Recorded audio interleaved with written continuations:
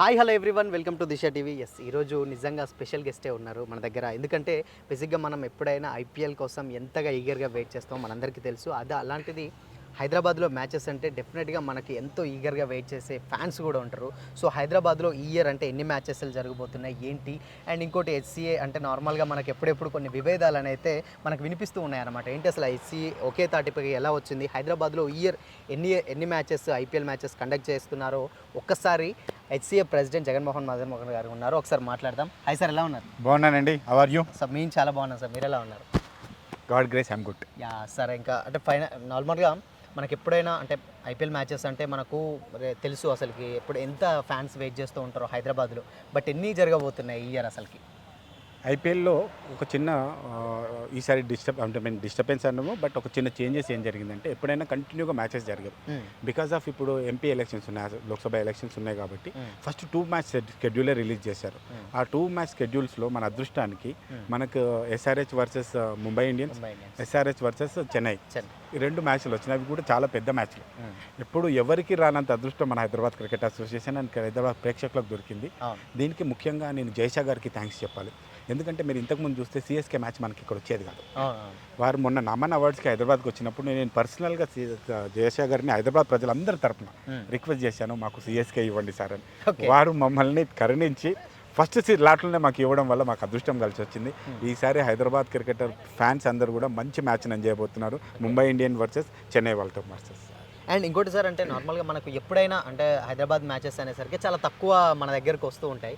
But ఈసారి అంటే ఈ 2024 సీజన్లో ఎన్ని మ్యాచెస్ ఉండబోచ్చు అంటే అందాదిగా? అంటే మనకి ఇంత మునుపు లోక్సభ అంటే ఎలక్షన్స్ కూడా ఉన్నాయి. బట్ ఎప్పుడైనా ఒక్కసారికే స్కెడ్యూల్ విడుదల చేసేది ఆబ్వియస్లీ మొత్తం. బట్ ఎలక్షన్స్ వల్ల 2 స్కెడ్యూల్స్ అని పెట్టారు. ఫస్ట్ షెడ్యూల్లో ఎన్ని మ్యాచెస్ ఉండబోతాయి సార్? ఫస్ట్ షెడ్యూల్లో మనకు 2 మ్యాచ్లు ఇచ్చారు, అవి కూడా మంచి మ్యాచ్లు ఇచ్చారు. ముంబై ఇండియన్స్ తోటి సిఎస్కే తోటి 2 మ్యాచ్లు వచ్చినాయి. ఆఫ్టర్ దట్ మళ్ళీ సీజన్ వచ్చిన తర్వాత మళ్ళీ ఇంకొక 5 మ్యాచ్లు వస్తాయి. మన ఎస్ఆర్హెచ్కి హోమ్ గ్రౌండ్ కాబట్టి మొత్తం 7 మ్యాచ్లు ఉంటాయి మనకి. 7 కూడా ఈసారి మంచి మ్యాచ్లు వస్తాయని చూస్తాం. దీని తర్వాత ఇమ్మీడియట్గా మనకు రాజస్థాన్ రాయల్స్ వాళ్ళతో కూడా మ్యాచ్ వస్తూ ఉంటుంది. నెక్స్ట్ మ్యాచ్ కూడా వాళ్ళతో ఉంటుంది. ఓకే సార్, ఇంకోటి ఏంటంటే చాలామందికి చాలా డౌట్స్ ఉంటాయి. హెచ్సీ అంటే కొంచెం విభేదాలని మేము చూస్తూ ఉంటాం. సో సోషల్ మీడియాలో కానీ లేకపోతే న్యూస్లలో కానీ అసలు ఈ హెచ్సీఏని అంటే ఈసారి ఒకే తాటిపైకి ఎలా తీసుకొచ్చారు అసలు? అంటే ఇన్ని విభేదాల మధ్య యాజ్ ఎ ప్రెసిడెంట్గా మీరు? ఎస్ అన్న, మీరు చెప్పింది కరెక్ట్. నేను వచ్చిన తర్వాత ఒక్క వివాదం కూడా లేదు. నేను వచ్చిన తర్వాత సోషల్ మీడియాలో ఫుల్ పాజిటివ్ స్టోరీస్ తప్ప నెగిటివ్ స్టోరీస్ లేవు. దానికి చాలా ప్రయత్నం చేయాల్సి వచ్చింది.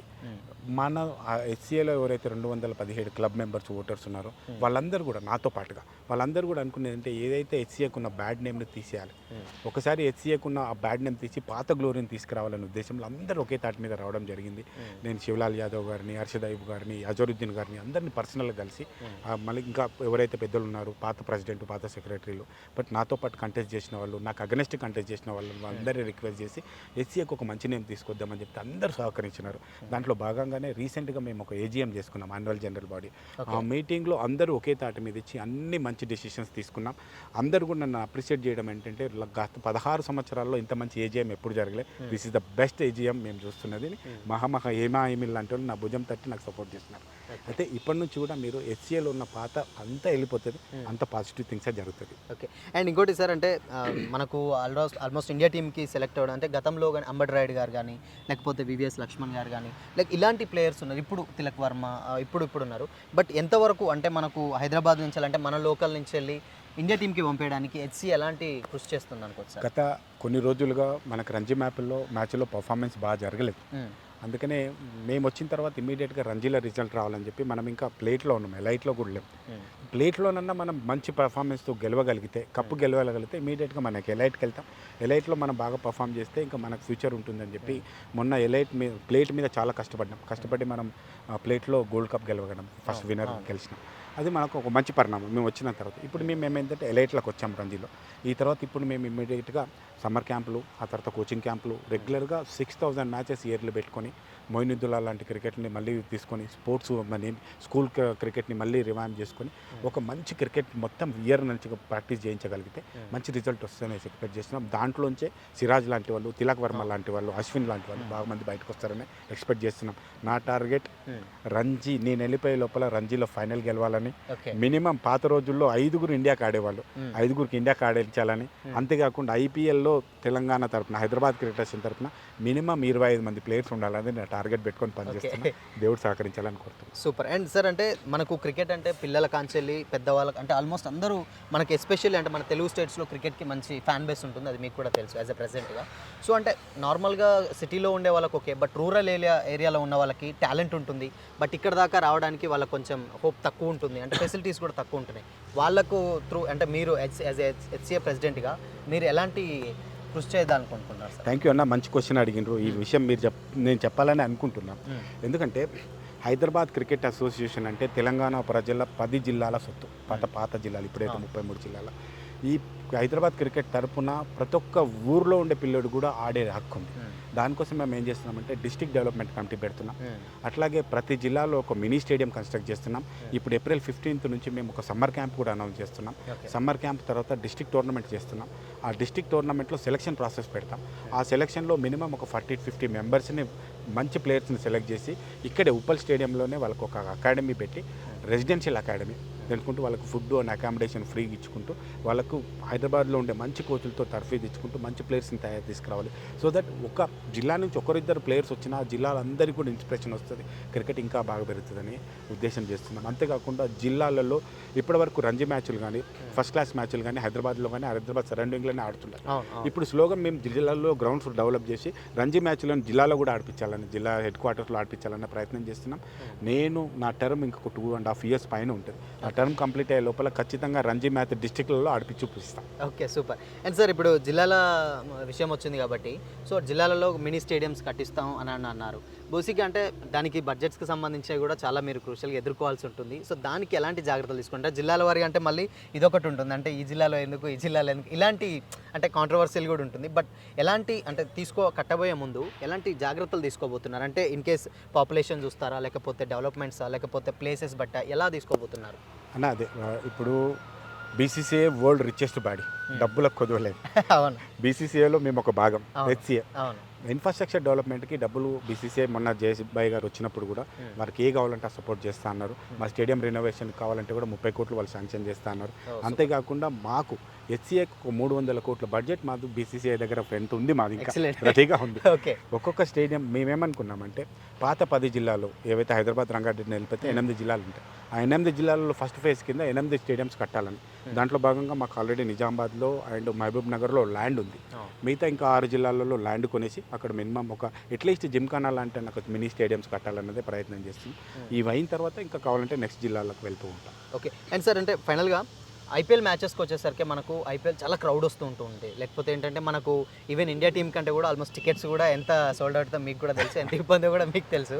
బట్ అంటే ఇంత పెద్ద క్రౌడ్కి, అంత సిటీ మధ్యలో ఉంది గ్రౌండ్, ఎలాంటి జాగ్రత్తలు తీసుకోవచ్చు? అంటే ఒకేసారి క్రౌడ్ అంతా వస్తూ ఉంటుందన్నమాట. లేకపోతే ఏంటంటే కొన్ని ఈ మధ్య కాలంలో ఏంటంటే మనం కొన్ని సెక్యూరిటీస్ కూడా చూసామంటే కొన్ని అనివార్య కారణాలు, అలాంటి వాళ్ళకి అన్నిటికీ జాగ్రత్తలు ఏం తీసుకోబోతున్నారు అసలు? మన అదృష్టమో దురదృష్టమో ఇది చాలా సిటీకి ఒక దూరం వైపు ఉంది, ట్రాఫిక్ ఇష్యూస్ చాలా ఉన్నాయి. అంతేకాకుండా ఈ స్టేడియం కెపాసిటీ 39,000, ఇక్కడ రిక్వైర్మెంట్ 120,000 మందికి ఉంది. అంతమంది టికెట్స్ ఇస్తే కూడా ఇంకా కావాల్సింది ఉంది. మీరు రీసెంట్గా చూసిన టెస్ట్ మ్యాచ్లోనే 5 రోజుల్లో 120,000 మంది ఆల్రెడీ మ్యాచ్ని చూశారు. అంటే on and average daily 30,000 members only test match చూసారు. అదే ఐపీఎల్కి ఇంకెంత క్రేజ్ ఉంటుంది, 120,000 మందికి ఉంటుంది. వాళ్ళందరినీ టికెట్ మనం ఇవ్వలేం. ఫస్ట్ కమ్ ఫస్ట్ బేసిస్ కింద మేము 14th, 15th టికెట్స్ ఓపెన్ చేస్తున్నాం ఆన్లైన్లో చేసినప్పుడు ఎవరైతే ఆన్లైన్లో బుక్ చేసుకుంటారో వాళ్ళకి ఇస్తూ ఉంటాం.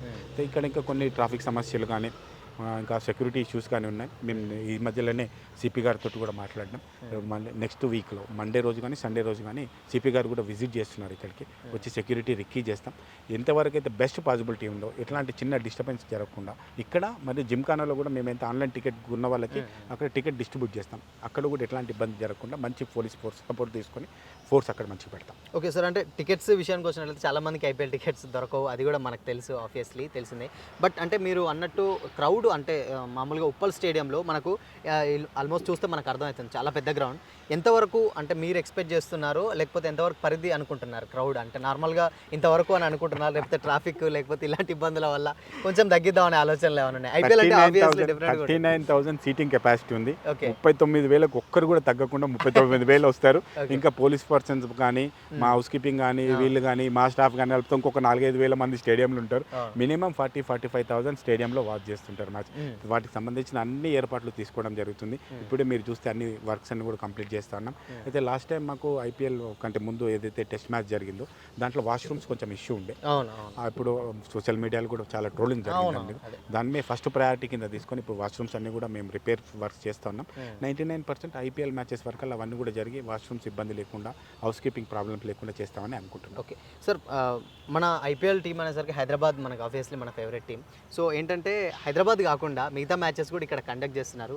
బట్ హైదరాబాద్కి ఎన్ని మ్యాచెస్ ఉండవచ్చు అంటే ఈవెన్ అంటే ఆఫ్టర్ ఎలక్షన్స్ తర్వాత కూడా వచ్చే నోటిఫికేషన్లో మీరు ఎన్ని అనుకుంటున్నారో ఎన్ని రావచ్చు అని ఎక్స్పెక్ట్ చేస్తారు? ఖచ్చితంగా ఎస్ఆర్హెచ్కి ఇది హోమ్ గ్రౌండ్ కాబట్టి ఎస్ఆర్హెచ్ 7 మ్యాచెస్ ఇక్కడ ఉంటాయి. ఆల్రెడీ 2 మ్యాచెస్ మనకు ఆల్రెడీ అనౌన్స్ అయిన స్కెడ్యూల్లో వచ్చినాయి. ఇంకొక 5 మ్యాచెస్ తప్పకుండా ఉంటాయి. అంటే నెక్స్ట్ ఎలక్షన్ తర్వాత ఎప్పుడైతే స్కెడ్యూల్ వస్తుందో ఆ స్కెడ్యూల్ 5 మ్యాచ్లు మనకు వస్తాయి. ఓకే. అండ్ ఇంకోటి సార్, అంటే మనకు స్టేడియంలలో మేము ఆల్రెడీ ఇన్సిమెంట్ అంటే మేము ఇందాక వచ్చేటప్పుడు చూసాం కొన్ని కన్స్ట్రక్షన్స్ వర్క్స్ అయితే జరుగుతున్నాయి. అసలు అవి ఏంటంటే హెచ్సిఏకి నార్మల్గా ఏంటంటే మీరు వచ్చిన తర్వాత కూడా కొంచెం డెవలప్మెంట్స్ ఇట్స్ గుడ్ అని చెప్తున్నారు చాలామంది. ఇప్పుడు కూడా మేము ఆ ఫెసిలిటీస్ కానీ లేకపోతే మేము వచ్చినప్పుడు కానీ చూస్తున్నాం వర్క్ కూడా కొన్ని జరుగుతున్నాయి. అవి ఏంటి సార్ అసలు? యాక్చువల్గా నేను రాకముందుకు ఇక్కడ సీటింగ్ అంతా కూడా ఉండేది కదా. నేను వచ్చిన తర్వాత ఇది మొత్తం కొత్త సీటింగ్ పెట్టించి ఓకే ఇవి ప్రజెంట్ ఉన్న సీట్స్ అన్ని నేను వచ్చిన తర్వాతనే చేయించింది. ఆ తర్వాత కెనోపీస్ కూడా ఇక్కడ వైపు లేకుండేది, ఈ కెనప్ లేకుండా ఈ కెనపీస్ పెట్టించాం. ప్లస్ ఈ కెనపీ మీద లైట్స్ కనిపిస్తున్నాయి అవి కూడా లేకుండా ఆ కొత్త లైటింగ్ పెట్టించాం, ఎల్ఈడి లైటింగ్ పెట్టించాం. అన్ని గ్రౌండ్ కూడా ఇంకా బాగా డెవలప్ చేసినాం. గ్రౌండ్ ఎక్విప్మెంట్ ఇవి చూసినవి మేము వచ్చిన తర్వాత కొన్న ఎక్విప్మెంట్స్ ఇవన్నీ కూడా. సో ఇట్లా ఒక్కొక్కటి ఫస్ట్ ఆఫ్ ఆల్ మేము అనుకున్నది గ్రౌండ్, ఆ తర్వాత గ్రౌండ్లకు సంబంధించిన సీటింగ్ ఇది కంప్లీట్ చేయాలని. ఇది అయిపోయిన తర్వాత స్టేడియం ఇన్సైడ్ ఏవైతే కార్పొరేట్ బాక్సెస్ ఉంటాయి కానీ, కామన్ ఏరియాస్ ఉంటాయి కానీ, లాబీస్ ఉంటాయి కానీ, ప్లేయర్స్ బాక్సెస్ ఎస్పెషల్లీ ఇప్పుడు ప్లేయర్ సంబంధించిన డ్రెస్సింగ్ రూమ్స్ వాటి మీద దానికి సంబంధించిన వర్క్ నడుస్తూ ఉంది. దాంట్లో వాష్రూమ్స్ అన్ని కూడా రెనోవేట్ చేస్తూ ఉన్నాం. కార్పొరేట్ బాక్సెస్లో రెనోవేట్ చేస్తూ ఉన్నాం. సివిల్ వర్క్స్ ఎక్కడైతే ప్రాబ్లమ్స్ ఉన్నాయో అవి చేస్తూ ఉన్నాం. లిఫ్ట్స్ కొంచెం ప్రాబ్లం ఉంది, అవన్నీ కూడా వర్క్ చేస్తున్నాం. మా డెడ్ లైన్ 28th వరకు కంప్లీట్ అవ్వాలి, 20 తారీఖు వరకు. 27 తారీఖు మ్యాచెస్ ఉంది కాబట్టి 20 తారీఖుల్లో అన్ని కంప్లీట్ చేస్తామని అనుకుంటున్నాం. ఓకే సార్, అంటే హైదరాబాద్ అనేసరికి మనకు నార్మల్గా మనకు గుర్తొచ్చేది ఏంటంటే ఉప్పల్ స్టేడియం అనేది ఆబ్వియస్లీ అంటే మ్యాచెస్ చూడాలని ఎంతమందికో ఉంటుంది డెఫినెట్గా, అది కూడా మనకు తెలుసు. బట్ ఇక్కడికి వచ్చేసరికి కొంతమంది ఏంటంటే రూరల్ నుంచి అంటే ఊర్లో నుంచి కూడా వస్తూ ఉంటారు. వాళ్ళకు కొన్ని చూడాల్సిన వాళ్ళకి ఏమన్నా జాగ్రత్తలు ఏమంటే లాంగ్ డిస్టెన్స్ నుంచి వచ్చే వాళ్ళకి ఏమన్నా మన స్టేడియం నుంచి కూడా ఏమన్నా అలాంటి ఫెసిలిటీస్ ఏమన్నా ఉన్నాయి? నిజంగా కూడా ఇది ఆలోచించాల్సిన విషయం, మా దృష్టికి రాలేదు ఇది. ఒకసారి డిస్టిక్ నుంచి ఎవరైతే టికెట్స్ కొనే వాళ్ళకి ఎలా చేయాలన్నది ఒకసారి మా అపెక్స్లో డిస్కస్ చేసిన తర్వాత వాళ్ళకైనా స్పెషల్ క్రియేట్ చేయడం కానీ, లేకపోతే ఆర్టీసీతో మాట్లాడి వాళ్ళకైనా స్పెషల్ బస్సెస్ ఇవ్వడం కానీ. ఇంకొకటి కూడా ఆలోచిస్తున్నాం. ఇంకొకటి ఊళ్ళలో ఉన్న వాళ్ళు చాలామంది క్రికెట్ స్టేడియంకి వచ్చి చూసే అవకాశం ఉండేది కాబట్టి మేమేమనుకున్నామంటే అక్కడ ఉన్న స్టేడియంస్లో, అక్కడ కొన్ని స్టేడియంస్ ఉన్నాయి హైదరాబాద్ డిస్టిక్స్లో, వరంగల్ వెళ్తే శాట్స్ తరఫున స్టేడియం ఉంది, అక్కడైనా పెద్ద స్క్రీన్ పెట్టి మ్యాచ్ పెట్టాలన్న ఒక ఆలోచన కూడా చేస్తూ ఉన్నాం. ఇది ఇంకా ఎంతవరకు, ఎందుకంటే అందరినీ ఇక్కడ తీసుకొచ్చి చూపించడం పాసిబుల్ కాదు. వాళ్ళు చిన్న టీవీలో చూస్తారు కాబట్టి అట్లా కాకుండా ఏదైనా ఎస్సీ తరఫున పెద్ద స్క్రీన్స్ ఏమైనా పెట్టి చేయించాలనేది ఒక ఆలోచన ఉంది. తెలిసి అది ఎంతవరకు పాసిబుల్. Okay super. ఫైనల్గా సార్, అంటే యాజ్ ఏ హెచ్సిఏ ప్రెసిడెంట్గా మీరు అంటే చాలామంది ఎన్ని ఇప్పుడు వివాదాలు మీరు అనుకున్నట్టు చూస్తూ ఉంటారు, అవుతూ ఉన్నాయి. బట్ ఇవి అన్నిటికీ ఒకే తాటి మీకు తీసుకొచ్చారు. ఫైనల్గా ఇన్ ఫ్యూచర్లో ఎలా ఉండబోతుంది హెచ్సిఏ ప్లాన్స్, ఎలా ఉండబోతుంది యాజ్ ఏ ప్రెసిడెంట్గా? హెచ్సిఏని ఫస్ట్ ఆఫ్ ఆల్ 2 విషయాలు, ఒకటి అడ్మినిస్ట్రేటివ్ ఇష్యూ, ఇంకొకటి క్రికెటింగ్ ఇష్యూ. క్రికెటింగ్ ఇష్యూలో ఎట్లాంటి మాల్ ప్రాక్టీసెస్ జరగకుండా నేను చాలా గట్టిగా మా సెలెక్టర్స్కి కానీ, మా కోచెస్కి కానీ, పేరెంట్స్కి కానీ ఒకటే మాట చెప్పాను. సెలెక్షన్ ప్రాసెస్లో ఎట్లాంటి ఇబ్బంది జరిగినా, సెలెక్షన్లో చేసిన సెలెక్టర్ని కానీ ఎవరైనా పేరెంట్ డ్రైవ్ చేయడానికి వచ్చి లేదంటే కోచ్కి డబ్బులు వేయడానికి వస్తే వాళ్ళని కానీ స్టూడెంట్ని కానీ 3 సంవత్సరాలు బ్యాన్ చేస్తామని చెప్పాను. సో ఇది ఒక పెద్ద గొప్ప నిర్ణయం. సో అంతేకాకుండా తెలంగాణలో ఎవరైతే పుట్టినరో వాళ్ళకి హైదరాబాద్ క్రికెట్ అసోసియేషన్ నుంచి వాళ్ళకి అవకాశం ఉండాలి. లేదా ఇక్కడ ఒక మినిమం 5 సంవత్సరాలు క్రికెట్ ఆడిన అంటే పుట్టి పెరిగిన వాడిని కానీ చదువుకున్న వాళ్ళకే కానీ అవకాశం రావాలని 5 years బ్యాన్ పెట్టాం. ఎవరైనా మినిమం 5 years ఉంటేనే వాళ్ళు హైదరాబాద్ క్రికెట్ అసోసియేషన్కి ఆడడానికి అర్హులు అని చెప్పి. అంతేకాకుండా మంచి కోచెస్ని తీసుకొస్తున్నాం. కోచెస్ ఏంటంటే మేము ఇండియాలో ఉన్న బెస్ట్ కోచ్లు వెంకటేష్ ప్రసాద్ లాంటి వాళ్ళని చాలామందితో మాట్లాడుతూ ఉన్నాం. ఎవరు మనకి ఇక్కడ ఉన్న కోచెస్ కంటే బెటర్ కోచెస్ ఎవరు ఉంటే వాళ్ళకు కూడా ఇవ్వండి. This cricketing issues. అడ్మినిస్ట్రేటివ్ ఇష్యూస్లో కూడా మీరు ఒకసారి చూస్తే స్టేడియం రెనోవేషన్ కానీ, ఇంకా కొత్త స్టేడియం కన్స్ట్రక్షన్స్ కానీ, కొత్త స్టేడియంస్ కన్స్ట్రక్షన్స్ కానీ, లేదంటే ఇంకా క్రికెట్ డెవలప్మెంట్ చేయడం కానీ. ఇప్పుడు హైదరాబాద్లో చూస్తే ఉప్పల్ స్టేడియం ఈ కార్నర్ ఉంది, సికింద్రాబాద్ జిమ్ఖాన్ ఆ కార్నర్ ఉంది. గచ్చిబౌలిలో ఆడే వాళ్ళకి కానీ, ఎల్బీ నగర్లో ఆడే వాళ్ళకి కానీ, పటంచెర్లో ఆడడానికి ఆడే స్కోప్ ఎస్సీఏ నుంచి లేదు. అందుకని ఫస్ట్ ఒక 4-5 శాటిలైట్ అకాడమీస్ ప్లాన్ చేస్తున్నాం. ఇది సమ్మర్ క్యాంప్ ఇప్పుడు పెట్టుకుంటూ శాటిలైట్ అకాడమీ పెట్టి అక్కడ ఎవరైతే పిల్లలు బాగా పర్ఫామ్ చేస్తారో హై పర్ఫార్మెన్స్ సెంటర్ ఇక్కడ ఉంటుంది, వాళ్ళని ఇక్కడ తీసుకొచ్చి చేయాలన్నది ఉద్దేశం చేస్తా ఉన్నాం. ఓకే. అండ్ సార్ ఇంకోటి నార్మల్గా మనకు చాలామంది చాలా డౌట్స్ ఉంటూ ఉంటాయి. ఏంటంటే హైదరాబాద్ నుంచి అంటే మన హైదరాబాద్ నుంచి ఇండియన్ టీమ్కి చాలామంది తక్కువ మంది పోతున్నారు. అండ్ కొన్ని పాలిటిక్స్ కూడా జరుగుతూ ఉంటున్నాయని చాలామంది అంటే మనం రేర్గా వింటూనే ఉంటాం మనం. అసలు అది ఏంటి సార్? దాన్ని ఒకవేళ మీరు ఎస్సీఏ ప్రెసిడెంట్గా అసలు అంటే చాలామందికి డౌట్స్ ఉంటాయి అనమాట. ఏంటి అంటే టాలెంట్ ఉన్న వాళ్ళని నిజంగా తొక్కేస్తున్నారు అంటున్నారు, లేకపోతే ఒక టీంలో మనం తీసుకుంటాం. ఫర్ ఎగ్జాంపుల్ ఒక టీంని ఒక మెంబర్ని తీసుకున్నప్పుడు ఈయననేం తీసుకున్నారు, ఈయననేం తీసుకోలేదు అని ఇలాంటి కొన్ని అప్లికేషన్స్ కూడా మనకు ఎదురవుతూ ఉంటాయి. సో ఇండియన్ టీంకి ఎందుకు మన వాళ్ళు తక్కువ అంటే హైదరాబాద్ నుంచి కానీ తెలంగాణ నుంచి కానీ ఎందుకు తొందర సెలెక్ట్ అవ్వట్లేరు? ఎందుకు అసలు? మంచి పరిణామం. నేను వచ్చిన తర్వాత అంతకంటే ముందు నుంచి కూడా ఇప్పుడు మనకు సిరాజ్ బాగా పర్ఫామ్ చేస్తున్నాడు, తిలక్ వర్మ ఉన్నాడు, అవినాష్ రావు ఉన్నాడు, ఇప్పుడు గణేష్ మురుగన్ ఉన్నారు. ఉమెన్ క్రికెటర్లకు వస్తే త్రిష, చాలా మంది క్రికెటర్స్, చాలా మంది రూరల్ క్రికెట్ నుంచి వచ్చిన చాలా మంది పర్ఫామ్ చేస్తున్నారు. ఎస్, క్రికెట్ అనేది ఎప్పుడు వివాదమే. ఎందుకంటే ప్రపంచంలో అందరికంటే, ఇండియాలో అందరికంటే ఎక్కువ కాన్సన్ట్రేట్ చేసేది క్రికెట్ మీదనే. ఏది చేసినా తప్పే, ఏది చేసినా ఓకే. ఇప్పుడు నేను ఒకటి దీన్ని నేను రెడీ చేస్తా అంటే నన్ను సపోర్ట్ చేసే వాళ్ళు ఉంటారు, నేను తప్పు చేసిన చెప్పేవాళ్ళు. సో ఎప్పుడు ఇది కాంట్రవర్సీ రన్ అయితేనే ఉంటుంది. బట్ మేము తీసుకున్న డెసిషన్ ఏంటంటే సెలెక్షన్ ప్రాసెస్లో ఖచ్చితంగా ఎట్లాంటి మాల్ ప్రాక్టీసెస్ జరగొద్దు. ఎవరైతే సెలెక్షన్లో మాల్ ప్రాక్టీస్ చేస్తే వాళ్ళని 3 సంవత్సరాలు బ్యాన్ చేయాలి. స్టూడెంట్స్ని కూడా బ్యాన్ చేయాలి, ఈవెన్ కోచ్ను కానీ ఎవరినున్నా చేయగలిగితే అదొక భయం అనేది క్రియేట్ చేస్తాం. అంతేకాకుండా పిల్లల్ని ఎంకరేజ్ చేయడానికి మొన్న మా ప్లేట్లో గెలిచి కప్ వచ్చినప్పుడు ఇంతకుముందు మీరు అన్నట్టుగా సెలెక్టర్కి డబ్బులు ఇవ్వాలి, లేకపోతే డబ్బులు ఇచ్చి కొనుక్కోవాలని చెప్పి అట్లా కాకుండా మేము ఉల్టా బిఎండబ్ల్యూలు ఇస్తామని చెప్తున్నాం. డబ్బులు కాదు, బిఎండబ్ల్యూలు ఇస్తాం. సో మీరు ఆడండి, మీకు కావాల్సిన పర్ఫార్మెన్స్ చేసి చూపించండి. ఎస్, జెన్యూన్గా ఆడండి, మీ పర్ఫార్మెన్స్ చూపించండి, మీకు కావాల్సిన సపోర్ట్ ఇస్తాం. సపోర్ట్ కాకుండా మీరు రంజీలో గెలిచి చూపిస్తే బిఎండబ్ల్యూ కార్ ఇస్తాం, ప్రతి ఒక్క ప్లేయర్కి ఇస్తామని చెప్తున్నాం.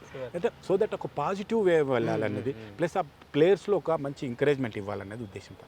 ఓకే. సో ఫైనల్గా సార్ ఐపీఎల్ మ్యాచెస్కి అంటే మన గ్రౌండ్ అంటే ఉప్పల్ స్టేడియంకి వచ్చే ఫ్యాన్స్ కానీ లేకపోతే క్రికెట్ని అభిమానించే వాళ్ళు కానీ చాలామంది వాళ్ళ ఫేవరెట్ క్రికెటర్స్ని చూడడానికి వస్తూ ఉంటారు. సో ఈ ఇయర్ ఎలా ఉండబోతుంది మన దగ్గర ఐపీఎల్ మ్యాచెస్ ఒకసారి చెప్పండి యాజ్ ఏ హెచ్సిఏ ప్రెసిడెంట్గా. హైదరాబాద్ క్రికెటర్స్ అందరికీ, హైదరాబాద్ అందరికీ క్రికెట్ అంటే చాలా ప్రాణం. చాయ్, బిర్యానీ, క్రికెట్, ఈ 3 హైదరాబాద్ అందరికీ చాలా ఇష్టం. సో మనకి నేను చాలా స్టేడియంస్తో వెళ్ళినప్పుడు కానీ ఇంకా బాంబే, ఢిల్లీ వీళ్ళందరూ డిస్కస్ చెప్పినప్పుడు ఫ్యాన్స్ హైదరాబాద్ క్రికెట్ అసోసియేషన్ వాళ్ళే, హైదరాబాద్లోనే ఎక్కువ మంది ఫ్యాన్స్ క్రికెట్ చూడడానికి ఇష్టపడతారు. ఇక్కడ చాలా గేట్ కలెక్షన్ ఎక్కువ ఉంటుందని వాళ్ళు చెప్తా ఉన్నారు. మొన్న రీసెంట్గా జరిగిన టెస్ట్ మ్యాచ్లో కూడా 120,000 మంది వరకు టెస్ట్ మ్యాచ్ చూసినారు. ఇది హిస్టరీ, ఎక్కడ జరగలేదు, ప్రపంచంలో ఎక్కడ జరగలేదు, ఓన్లీ హైదరాబాద్లో. ఓన్లీ టెస్ట్ మ్యాచ్కి ఎంత ఉంటే ఇంకా ఐపీఎల్కి ఎట్లా ఉంటుంది? నాకు ఇది అదృష్టమో దురదృష్టం అర్థం కావట్లేదు. ఎందుకంటే టికెట్స్ 39,000, 120,000 మంది టికెట్స్ అడుగుతున్నారు. నేను ఎట్లా చేయాలి? నా మీద ప్రెజర్స్ ఎట్లా తట్టుకోవాలని అర్థం కావట్లేదు. సార్ ఫైనల్గా sir last question, and T20 world cup వస్తుంది. సో ఆ మ్యాచెస్ ఏమన్నా మన దగ్గర ఉండే ఛాన్సెస్ ఏమైనా ఉన్నాయా? ఖచ్చితంగా. మనకి ఏమైందంటే లాస్ట్ టైం ఇప్పుడు ఎలక్షన్ కౌంటింగ్ రోజు జనవరి 3 రోజు, డిసెంబర్ 3 రోజు మనకు ఒక మ్యాచ్ ఉండే. ఆ రోజు కౌంటింగ్ ఉందని చెప్పి దాన్ని మనం వేరే బాంబేకి షిఫ్ట్ చేసినారు. అక్కడ పోలీస్ సెక్యూరిటీ ప్రాబ్లమ్స్ ఉంటాయని చెప్పి.